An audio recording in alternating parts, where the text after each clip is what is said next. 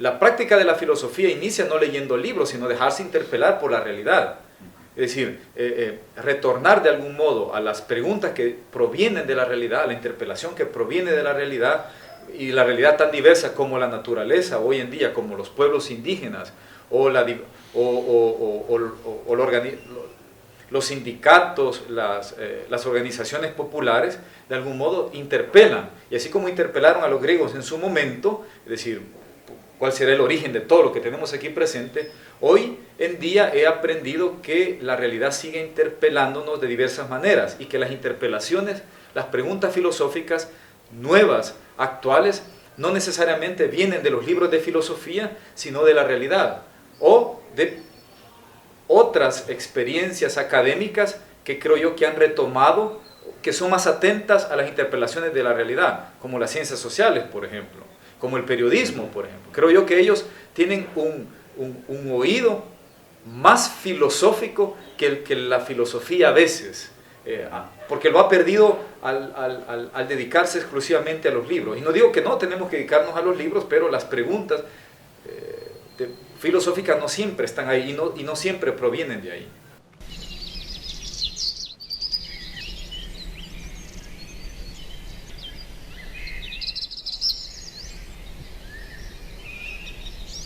Yo nací en El Salvador en 1979 en San Pedro Nonualco, en esa región que en el siglo XIX generó, por las problemáticas creo que no han cambiado tanto al día de hoy, la revolución de Anastasio Aquino, ¿no? El que se autoproclamó el rey de los nonualcos. Es decir, vengo, por decirlo así, de una región con una tradición rebelde, con una tradición de genealogía rebelde. Nací ahí, crecí como crecen los niños en un pueblo, ¿no? Aunque me tocó, ¿verdad?, por una especie de sino, ¿no? Uno no decide ni dónde nacer, así como tampoco uno decide el lenguaje, ¿no? Uno no decide la lengua materna, sino que de algún modo te es dado, estás arrojado ahí, diría Heidegger. Y me tocó crecer durante la época de la guerra. Yo fui un niño de la guerra, ¿verdad?, en ese sentido. Creo yo que todos esos elementos, diría, sumado a mi ascendencia también indígena.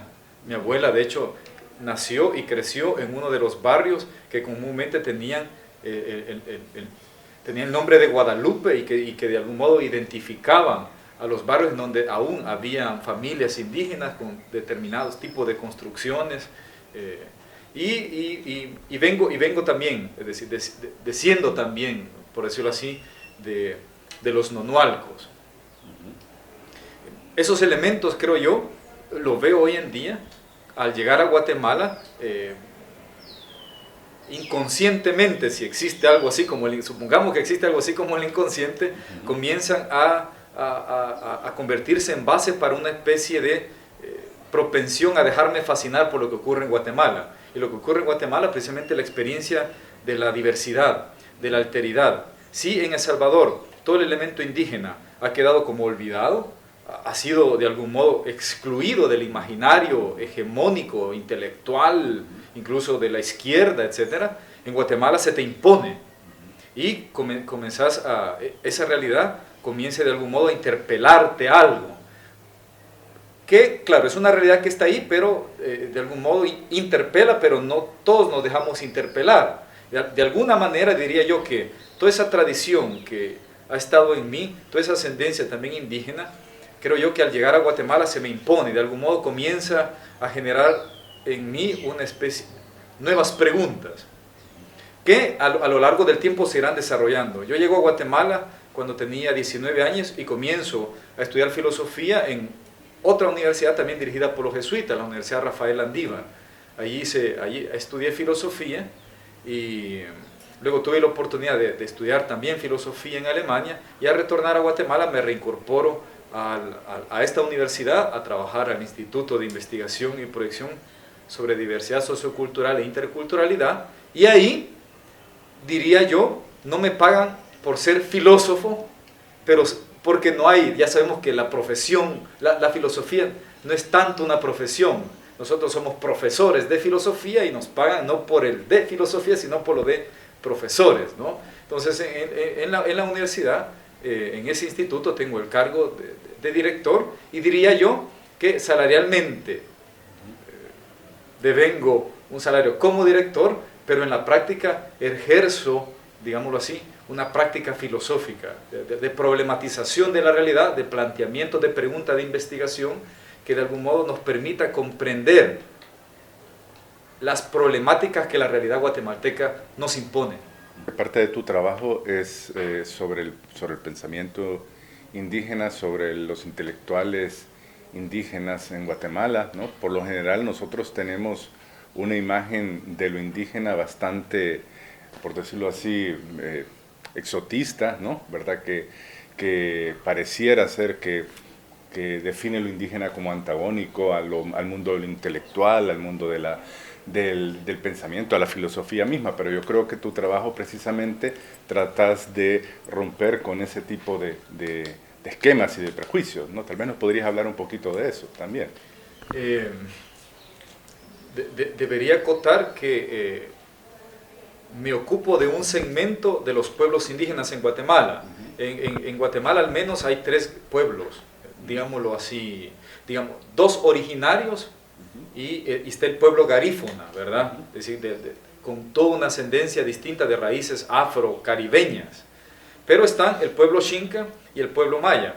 De esos grupos me ocupo, por decirlo así, del pueblo maya, pero del pueblo maya, que es tan complejo que me ocupo de un determinado segmento, un reducido segmento que son los intelectuales mayas que tienen formación académica. Algunos de estos intelectuales mayas incluso afirman que hay intelectuales mayas dentro de las comunidades que no tienen formación sistemática, que no han ido a la escuela, no han ido a la universidad, pero resguardan un tipo de conocimiento que lo transmiten. Pero entonces yo me ocupo de este segmento reducido, y de ese segmento reducido, de los que se han formado, los que han especificado, me he concentrado en los que tienen estudios de doctorado, y de algún modo, otra vez, por ese entrenamiento en filosofía, a los libros que ellos han escrito, tratando precisamente de ver cuáles son los problemas que se plantean, cuáles son las preguntas que tratan de resolver y cuáles son las perspectivas con las que abordan un tema que tienen en común, y es el tema de la opresión y de la colonización. Y son esos 2 elementos, diría yo, los que le dan que pensar a estos intelectuales indígenas y los ubican en una problemática común, resolviendo y abordando distintos temas, desde la opresión lingüística, es decir, desde una especie de epistemicidio lingüístico, ¿no? Que el supuesto hegemónico de que los idiomas mayas no pueden generar conocimiento por su a priori estatus de no evolución, hasta quienes se ocupan de las formas de organización comunitaria, que tienen también una raíz ancestral y que hoy en día se sigue manifestando como instancias de resistencia y también de, digámoslo así, de liberación, pero también un espacio de resguardo de una identidad que es una identidad también en movimiento. Entonces, muchos de algunos de estos temas son los que ocupan estos intelectuales mayas. Lo repito, parten de este problema, el problema de la opresión, el problema del racismo, el problema entonces de la colonialidad, y tienen un proyecto, y el proyecto es precisamente la descolonización, la evidencia del racismo, la evidencia, poner en evidencia las condiciones de posibilidad del racismo y las condiciones también que imposibilitan el reconocimiento de sus saberes y de sus comunidades. Y para hacerlo, y ahí veo un gesto intercultural, lo han hecho entrenándose en las instituciones que generalmente han dejado a un lado esos saberes, que son las instituciones universitarias, se han entrenado en ellas, las conocen las estrategias de argumentación de ese sistema que excluyen y lo utilizan para descolonizarse. Y ahí veo también un gesto intercultural muy valioso. No desechan la cultura occidental, no desechan la formación académica y universitaria, sino que la incorporan para potenciar toda una tradición de más de 500 años de ejercicio de liberación. Usaste la expresión alter filosofía, y alter, escuchándote estas últimas ideas, pues es una palabra que de repente suena y uno comienza a elucubrar y a pensar en conexiones, pero ¿qué tal si nos hablas acerca del significado que tiene esa expresión? Una alter filosofía, que es plural, ¿verdad? Digamos que en realidad sería alter filosofías, aunque lo de alter filosofía ya conlleva un elemento de pluralidad y de diversidad. Para entenderlo deberíamos de tener en cuenta que la filosofía como tal ha tenido la pretensión de alguna manera de universalidad. De hecho, como demuestra Franz Weimar, un filósofo, uno de los fundadores de la filosofía intercultural en Alemania, o al menos en idioma alemán, demuestra que si bien en la historia del pensamiento occidental y académico se le pudo atribuir a la cultura china, a la cultura japonesa, a las culturas americanas, por ejemplo, una religión, un arte, una literatura, siempre se le regateó el estatuto de identificar elementos que hablaran de filosofía. Es decir, la filosofía siempre fue un elemento, un aspecto del espíritu europeo, digámoslo así, con las palabras de Hegel, que va a utilizar luego incluso un poco Heidegger, que identificaba a Europa. Ese era como el elemento propiamente europeo que no se podía atribuírselo, que no se le podía atribuir a otras culturas. Pero, claro, era un ejercicio también que terminaba legitimando una posición epistémica privilegiada y, por lo tanto, una especie de propiedad privada de eso que se llama filosofía. El mismo Heidegger afirmaba que hablar de filosofía europea era una tautología, ¿no? Porque no hay filosofía que no fuera europea. Entonces, decir la filosofía europea no agrega nada al conocimiento. Filosofía es filosofía sin más. Entonces, la idea de alter filosofía nos recuerda que la filosofía, incluso la europea, tienen en común algo, que surgen de problemas que plantea la realidad, y las respuestas que surgen de esa interpelación que viene de la realidad genera una determinada tradición, genera también un estilo de responder y genera de algún modo un modo de argumentar y de vincularse con la realidad. Un determinado modo que el problema de ese determinado modo en Europa es que se terminó como privatizando y se puso como el modo de hacer eso que llamamos filosofía. La alter filosofía, creo yo,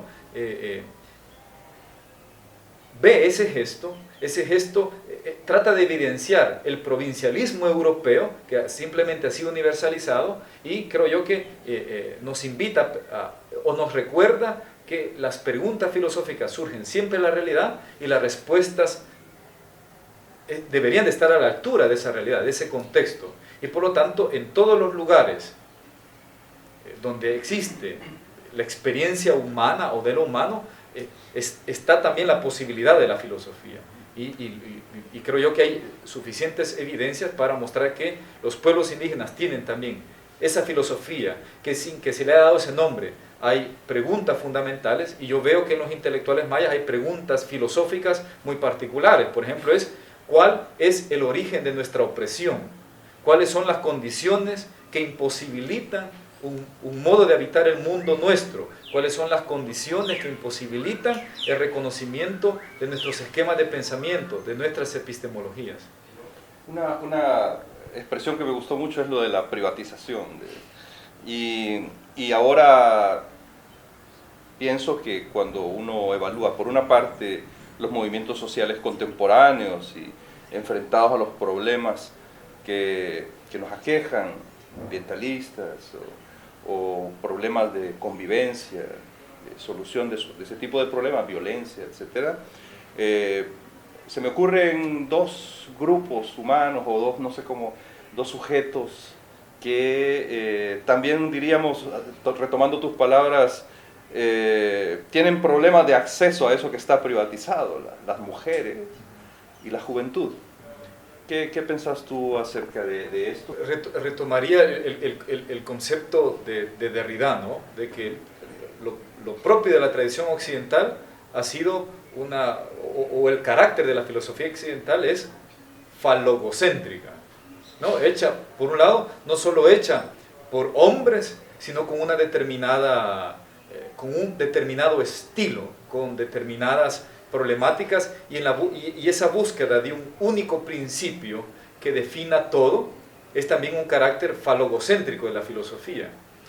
No creo que eso se pueda solucionar solo porque ahora mujeres sean mencionadas en el campo de la filosofía. Diría, no únicamente, claro que eso es algo fundamental, pero habría que preguntarnos si también las mujeres que están dentro de la tradición filosófica, a veces occidental, no son también falogocéntricas, digámoslo así. Eso también es una de las problemáticas. Pero creo yo que una de las ventajas de la labor filosófica, como no surge es tan antigua y no surge como surgen las disciplinas que tienen las disciplinas como la sociología, ¿no? La antropología, surgen con la necesidad de hacerse de un objeto de estudio que termine identificándola. Eso ya de algún modo se ha disuelto y cada vez las fronteras disciplinares, porque los objetos, la realidad implica que los objetos de la disciplina se amplíen. La filosofía no tiene un determinado objeto y por eso es que la filosofía también se vuelve un problema para sí misma. Un filósofo que creo que ustedes conocen, ya saben, ¿no? Que decían que el objeto de la filosofía era la filosofía misma. Creo yo que no, ese es uno de los objetos, pero la filosofía en cuanto tal diría no tiene un objeto. No tiene, y tampoco un determinado modo de acercarse a eso que llamamos objeto, y por lo tanto no tiene la capacidad de convertir en objeto un determinado ámbito de la realidad, no necesariamente. Por eso creo yo que a la filosofía le es factible ocuparse de las más variadas cosas que dan para pensar, y en este caso podría ser también las mujeres y podría ser también la juventud. Ahora bien, si la filosofía no solo no tiene un determinado objeto, tampoco tiene un determinado sujeto que haga filosofía. Aunque en la tradición falogocéntrica se ha creído, y hoy en día académica, creemos que solo los que tienen formación en filosofía hacen filosofía porque se ha disciplinado tanto y se ha identificado a eso que llamamos filosofía con una determinada tradición, sobre todo académica, que claro, solo los que tienen una acreditación universitaria como filósofos estarían más o menos autorizados a hacer filosofía. Yo creo que esa ha sido como una de las trampas del academicismo en la filosofía. Pero creo que no solo la filosofía en general puede pensar la situación de las mujeres, la situación de la juventud, sino que la juventud y las mujeres pueden pensar también sus situaciones, y creo que es lo mismo que hacen estos intelectuales indígenas en Guatemala. Piensan sus situaciones buscando las condiciones que las excluyen, que las oprimen, que no les dan un lugar privilegiado, etcétera, ¿verdad? O un lugar de igualdad con los otros. Entonces creo que en ese sentido la filosofía tiene esa ventaja, que a veces la olvida, porque a veces se quiere equiparar con lo que hacen las demás ciencias sociales.